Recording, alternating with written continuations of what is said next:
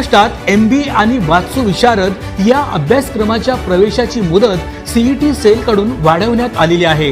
23 October 2024 पर्यंत MBA ची प्रवेश प्रक्रिया सुरू राहणार आहे। अखिल भारतीय तंत्र शिक्षण परिषदेने तंत्र शिक्षणाअंतर्गत येणाऱ्या विविध अभ्यासक्रमांच्या प्रवेशासाठी 1 महिन्याची मुदत वाढवली आहे। यामध्ये प्रथम वर्ष आणि द्वितीय वर्ष लॅटरल प्रवेशाची मुदतवाढ विद्यार्थ्यांना मिळालेली आहे।